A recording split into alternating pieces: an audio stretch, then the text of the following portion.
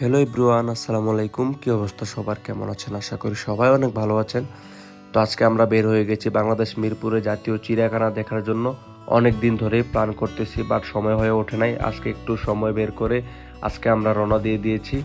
তো প্রথমে আমরা চলে গেলাম গুলিস্তান থেকে একটি রিক্সা করে সোজা চলে যাব এখন বাংলাদেশ সচিবালয় মেট্রোতে, কারণ আমরা ওইখান থেকে মেট্রোতে করে সোজা চলে যাব মিরপুর 10 নম্বরে। তো এটা হলো ক্রিকেট কাউন্টার, এখান থেকে আমি এখন ক্রিকেট ক্রয় করব। তো আমার ক্রিকেট ক্রয় করা শেষ, এখন আমরা সোজা চলে যাব মেট্রোতে।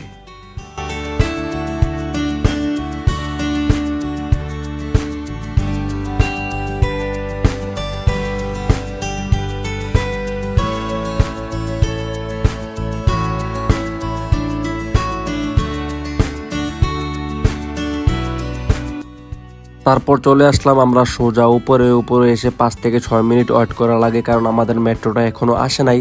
বাট অন্য লাইনের মেট্রোটা কিন্তু অলরেডি চলে আসছে, আর আমাদের মেট্রোর জন্য আমরা এখানে ওয়েট করতেছি। তো অবশেষে আমাদের মেট্রো লাইনটাও চলে আসলো। এখন আমরা মেট্রোতে চড়ে সোজা চলে যাব মিরপুর 10 নম্বরে। আর সবচেয়ে বেশি ভালো লাগছিল মেট্রো থেকে ঢাকা বিশ্ববিদ্যালয়ের পুরো ভিউটা আসছিল, সেটা আমি একটু ক্যামেরা বন্দি করে নিলাম।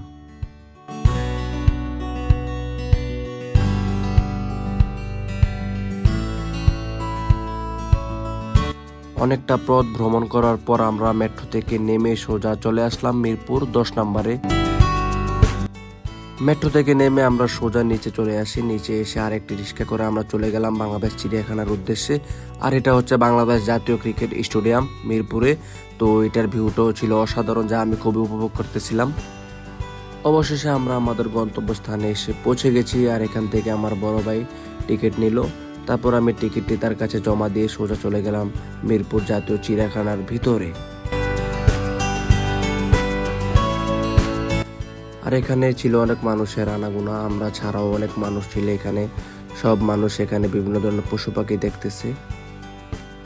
আর এগুলো হচ্ছে বানর, যা আমরা বাংলা ভাষায় তাদেরকে বান্দর বলে থাকি। তাদের কাজ শুধু লাফানো, তো তাদের কতক্ষণ লাফালাফি দেখে আমরা আরেকটি স্থানে চলে গেলাম। আসলে এগুলো কি পাখি আমি সঠিক জানি না। আর এগুলো হচ্ছে সজারু, এগুলো দেখতে খুবই সুন্দর ছিল। আর এই হচ্ছে বাঘমামা, আমরা অনেকক্ষণ ধরে তাকে ডাকাডাকি করেছি, কিন্তু সে ঘুমিয়ে আছে, ওঠে নাই।